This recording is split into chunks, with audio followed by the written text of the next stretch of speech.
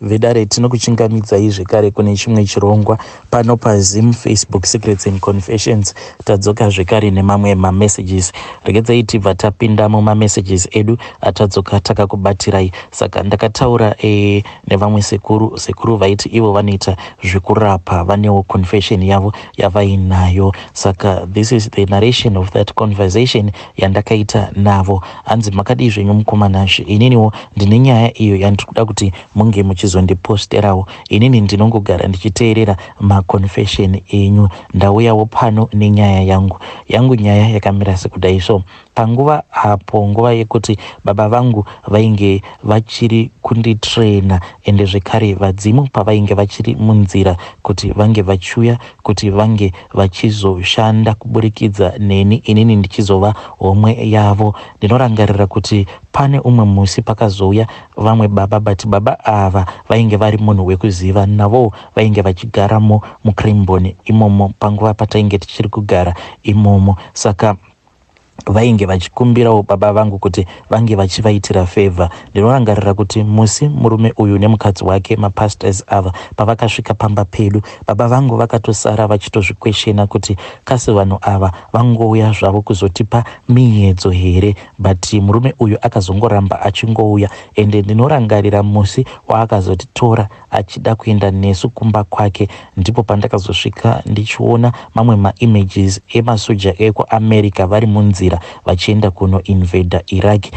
Panguva yacho ipapo ndo zvinhu izvi pazvakaitika. Ndinorangarira kuti ndakatoona kamwe kamukomana kekuIraq ikoko kainge kakabata pfuti, ende mashoko ako kamwana aka handimakanganwi. Kainge kachiti pfuti yakainge kakabata hanzi ndo shumba yemuAmerican. Image iyoyo haina kana kuzombogara yakabuda mupfungwa dzangu, ende pose pandinofunga nezvepasta uya ndinobva ndangoona image yacho mumusoro mangu. Saka pasta ava pavakauya vachinopinda mudare nababa, ivo vakabva vati vainge vaine mwana wavo musikana. Mwana wavo musikana uyu ainge aine mukomana wake uyo waainge achidisisa, but ivo vainge vasingamudi mukomana uyu. Mukomana uyu nayewo nevabereki vake vainge vachipinda in that same church, but dambudziko rainge riripo nderekuti mukomana uyu ainge akazvarwa mumhuri yainge isina kana mari zvachose. Ende zvakaitika zvekare ndezvekuti muchechi imomo mainge muine umwe murume uyu ainge akafirwa nemudzimai wake, but murume uyu ainge aine mari. Aiva nemabottle stores akawandisisa, zvekare aiva nemasupermarket, not tumagrocery shop, masupermarket chaiwo all over Zim. Saka mufundisi uyu nemudzimai wacho vari mudare pavakabvunzwa nababa vakabva vati isusu tiri kuda kuti munge muchisundidzira aka kamukomana aka, then tikuda kuti munge muchiswededza murume uyu akabva mukufirwa nemudzimai wake kuti ange achizorora mwana wedu. Problem yainge iripo ndeyekuti murume uyu ainge achitoda kutoroora mwana wavo, but iye mwana wacho ndiro rainge riri dambudziko. Iye ainge asingadi, achiti haadi kuroorwa Nedhara. Panguva yacho iyoyo ainge achitori mwana mudiki. At that time musikana uyu ainge aine 17 years old. Saka airamba achiti handingaroorwi Nedhara. Saka plani yavo yainge iri yekuti vaida kumirira kuzosvika ava ne18 years, achingonoti 18 years, then murume uya obva atobhadhara mari dziya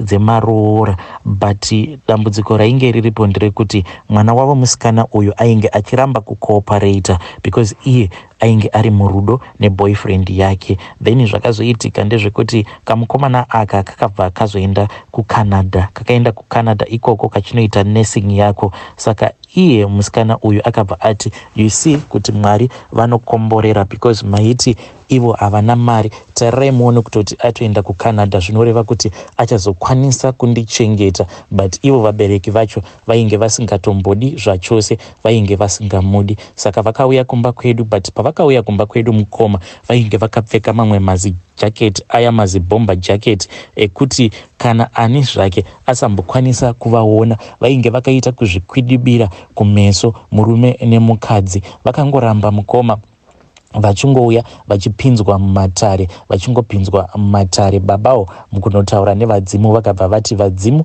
vainge vati sezvo ivo pastor ava vainge varivo nyakubereka, vainge vaine mvumiro yekuti vange vachisarudzira mwana wavo uyo wavanoda kuti ange achizomuroora, ende mwana uyo haaifanira kuti ange achizoita zvaanoda iye, aifanira kuzotevedzera izvo zvinenge zvichidiwa nevabereki vake.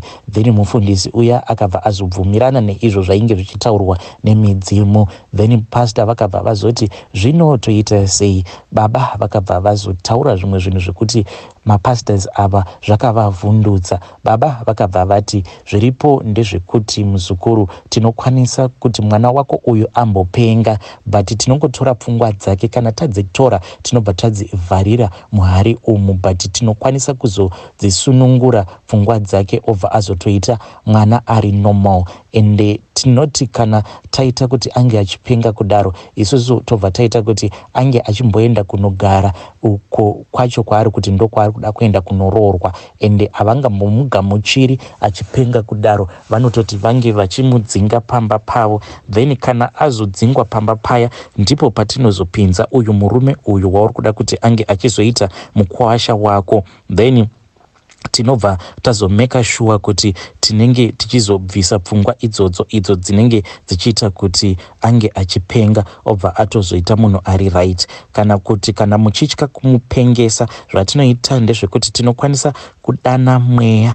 Tikadana mweya yacho inobva yauya yobva yagara muchibereko make, then yobva yazoita sari rinenge richikonzeresa kuti chibereko chake chisazokwanisa kugamuchira vana kana mbeu yababa. Ende kunyangwe akaita sei, hapana munhu anokwanisa kuzomupa pamuviri, because tinenge taisa masari muchibereko make. Mukomanashe, ndokusaka vakadzi vazhinji vasingakwanise kuzvara nekuda kwekuti vanenge vakaganyirwa, ende mukunoganyirwa, mukugadzirwa kwemishonga yacho vanongodana mhepo. Mhepo iyi vanobva vaiudza kuti takugadzirira nzvimbo yako yekuti unge uchigara, saka inobva yazoenda yobva yanogara muchibereko chemukadzi uya kana kuti mwanasikana uya uyo wavanenge vachiganyira. Saka iye mukuzonokura kwake, kunyangwe akagamuchira mbeu yakawanda sei, mbeu iyoyo inonoshaya pekunogara, because already chibereko icho chinenge chichifungidzira kuti chinenge chakatotakura mwana,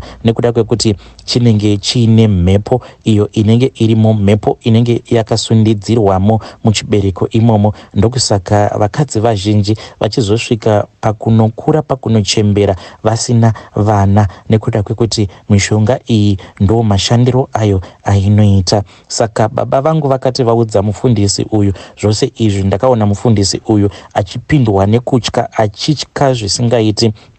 Ende iye mukadzi wacho akabva ati zvino kana kuri kunzi tikaita zvose izvi kumwana wangu, tinokwanisa here kuzozvisunungura? Mai mufundisi vaya navo vainge vabatwa nekutya. Ivo vakabva vati handidi kuti mwana wangu azosvika pakuchembera asingakwanisi kuzvara, nekuti ndinodawo kuti akwanise kuzvara, because akazopinda mumarriage dzimwe nguva kana akatadza kuzvara anokwanisa kuzotanga kushungurudzwa nehama dzemurume kana kutoshungurudzwa nemurume.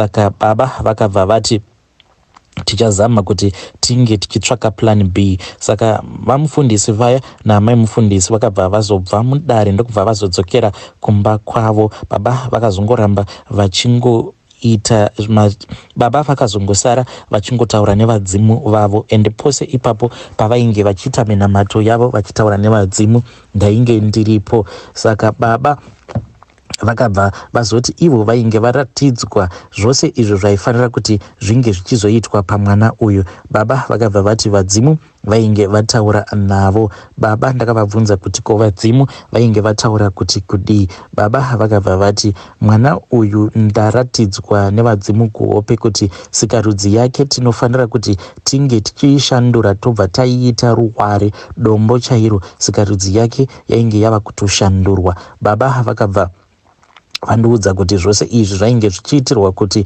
mwana uyu kana kuri kunzi akada kuzama kuita musikahwa neumwe murume, asiri murume uya uyo ainge asarudzwa nevabereki vake, pose paanenge achizama kuda kuita bonde, kana kuti murume paya akazama kuda kunomubata pasikarudzi yake, anobva ashaya sikarudzi kana kuti anongoona paine dombo. Ende zvose izvi zvainge zvichiitirwa kuti iye asazokwanisa kuwana murume anozomuroora, anofanira kuti ange achiroorwa nemurume uyo ainge achidiwa nevabereki vake. Saka maprizes acho baba vangu vainge vatuudzwa. Zvakazoitika mukomana shi ndezvekuti mapastors vaya vakabva vazouya ndokubva vazotitora, but along the way mukoma takati tichidzokera kumba kwavo ndipo pavakabva vazoridzirwa huta nevamwewo elder vekuchechi kwavo. Elder ava vainge varecognize motikari yapastor vaya.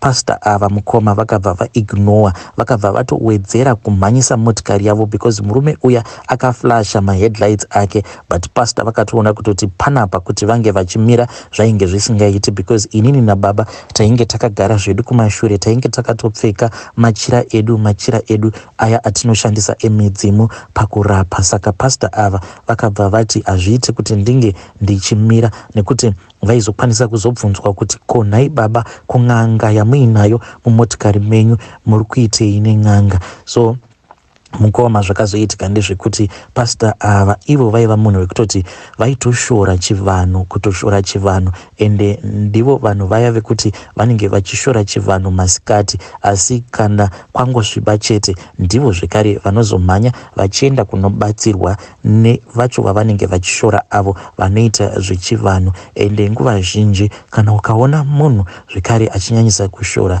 chivanhu, ziva kuti nayewo anenge asingatodi kuti iwewe unge uchizokomborerwa nevadzimu vako.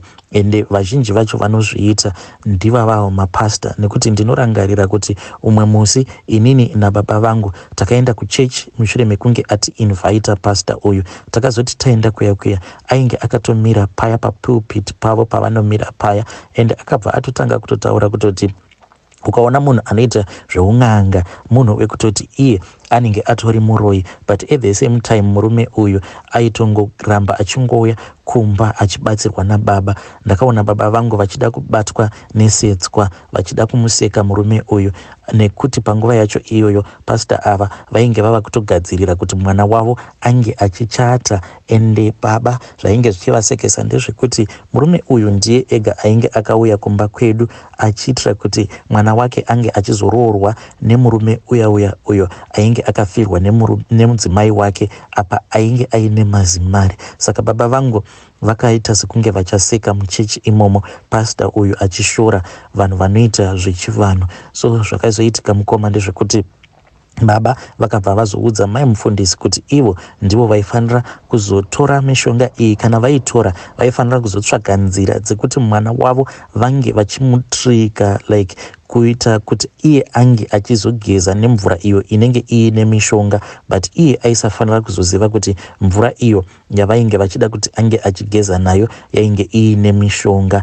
Ende kunogeza kwaainge achizonozviita achizvigeza sikarudzi yake, mishonga iyaiya ndiyo yaizonoshandura sikarudzi yake kuti inge ichiita ruware kana kuri kunzi akafunga kuda kuita musikanzwa neumwe murume. Saka mishonga iyaiya mukoma yakabva yazotoshanda zvekutoti mwana uyu akabva azotoroorwa. Achingobva mukunoroorwa murume wacho munhu aiva nemari, ndokubva vatotanga kutogadzirira zvekuti vange vachiita the wedding day. Nanhasi musikana uyu akazotongoita vana naye murume uyu, ende iye haatombozvizivi kuti kupinda kwaakaita mumarriage inhau yekuti baba vake vakauya kumba kwedu. Zvadaro mukomanashi mishonga iya yakati yashanda, then vanhu vaya vakabva vazodzoka kumba ndokubva vazotenda baba vangu. Pasina kana nguva mwana wacho takazotonzwa kuti atoroorwa zvekare nepamuchato tainge titoripo. Ende mishonga yababa vangu ndo yakazoita kuti murume iyeye ange achizokwanisa kuchata nemwana wemufundisi uyu. Saka mufundisi uyu ainge akapromisiwa kuti iye achapiwa mamwe mabottle store, ende mabottle store awa pastor ava vakamaoperator for many years, but vainge vasingadi kuzivikanwa kuti ndo muridzi wemabhawa iwavo. Zvavakazoita ndezvekuti vakabva vazotora mukoma wavo uyu ndiye ainge ava kuita sekunge mabottle stores iwavo ndeyake, but ainge ari mabottle stores apastor ivavo. Zvavaiita ndezvekuti usiku paya, kana huri usiku, vaiwanza kupfeka rimwe zibomba jaketi ravo vachienda kunokolekta mari nerimwe ziheti zihombe zvekuti waisatombokwanisa kuva identifya. Vaingoti kana vakaenda kunokolekta mari vobva vadzokera kumba kwavo. Zvino pasita ava vakazotidana zvekare, vakatidana mukomanashi, ndokubva tazoenda zvekare kubhawa ravo ikoko. Takaenda ikoko ndokubva tanovabatsira kuti vange vachipira kumidzimu yavo. Zvose izvi mukoma zvakaitwa in the middle of the night, vanhu vakarara. Saka ndichingouyawo nenyaya yangu mukoma, ndikudawo kungozivisa vanhu kunze uko kuti dzimwe nguva munokwanisa kupusiswa muchiudzwa kuti midzimu yenyu yakaipa, but vanhu at the background, vanhu vanoita zvinhu zvakawanda vasingadi kuti vange vachizivikanwa kuti ivo vanotowana nguva yekuti vange vachienda kunotendawo yavo midzimu. Saka usafa wakabhilivha zvaunongoudzwa nemunhu ukanzwa achiti iye anoita chakati, ziva kuti ane zvimwe zvinhu zvaanoita zvekuti hazvifi zvakabuda pachena. Vedare, ndo conversation iyo yandakaita nasekuru ava. Ivo vainge vachiti vane nyaya dzakawandisisa, saka ndichati pano nepapo kana ndikataura navo ndobva ndazouya nemamwe maconfessions avo nekubatsirawo kumwe kwavakaita vanhu vachingotipa nyaya dzacho idzodzo dzavakasangana nadzo dzinotyisa, dzimwe dzakavavhundutsa. Ndichange ndichingovaita mainterviews, but ivo vakati handiti zvekubatsirana nevanhu vandinenge ndasangana navo pasocial media. Vakangoti inini ndinongoitawo zvekuteverera maconfessions. Zvakaoma hazvo veduwe, asi ndo nyaya iyo yavakandiudza. Hanzi vanhu vazhinji vanotouya in the middle of the night ndichitovabatsira, but kana zuva rabuda ndo vekutotanga kutotaura kuti chakati chakashata, musaita chakati. Apa ivo vanenge vachitongokomborerwa upenyu hwavo huchiendeka. Zvakaoma hazvo veduwe. Tell me what you think in the comment section.